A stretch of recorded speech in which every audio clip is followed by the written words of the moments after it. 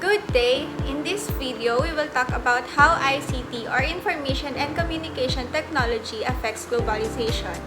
We will look at the positive impacts like easier communication and the negative impacts like unfair access to technology.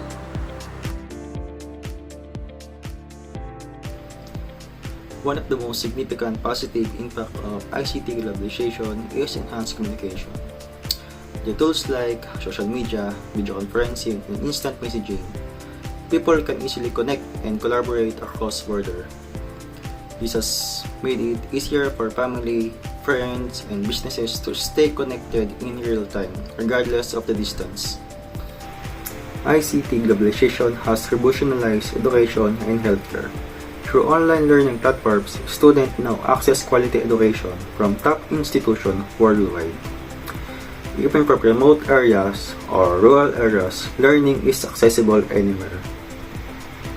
In healthcare, ICT enabled telemedicine where doctors can diagnose and consult with patients remotely. The data can be shared easily between professionals for better care. ICT also supports research and innovation, helping to solve global problems faster.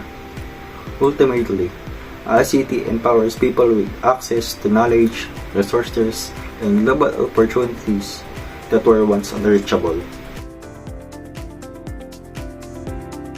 Despite all of its benefits, ICT globalization has its own sets of drawbacks.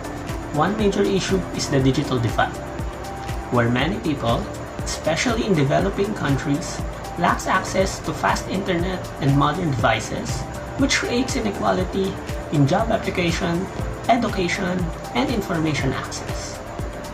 AI has also taken over traditional jobs. So while new tech jobs may be emerging, not everyone has the ability and skill set to adapt, which leads unemployment in some sectors. Furthermore, with cybercrime on the rise, security risk and privacy issues arises. And additionally, reliance on technology may weaken our social interaction and erode cultural identities. So while ICT may connect us, it still leads to some significant challenges.